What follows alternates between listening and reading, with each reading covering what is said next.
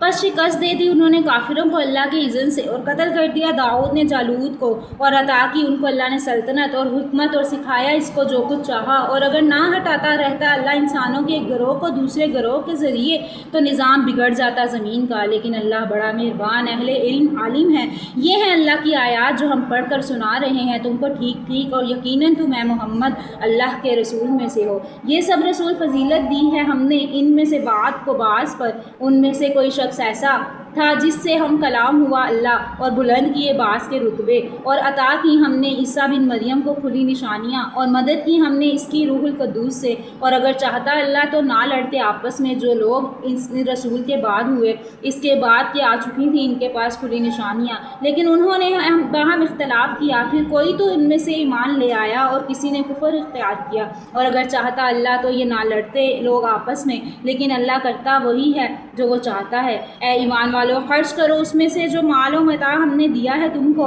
اور اس سے پہلے کہ آئے وہ دین کے نہ ہوگی سودے بازی جس میں، اور نہ کام آئے گی دوستی اور نہ ہی سفارش، اور جو اس کے منکر ہیں وہی ظالم ہیں۔ اللہ کے نہیں ہے کوئی معبود سوائے اس کے، زندہ اور جاوید ہے وہ، پوری کائنات کو سنبھالے ہوئے ہے، نہیں آتی اس کو اونگ اور نہ نیند، اس کا ہے جو کچھ ہے آسمان میں اور جو کچھ ہے زمین میں، بے شک وہی تو ہے۔ کون ہے جو سفارش کر سکے اس کے حضور بغیر اس کے اجازت کے؟ وہ جانتا ہے اسے بھی جو بندوں نے کیا، بندوں کے سامنے ہے، اور اسے بھی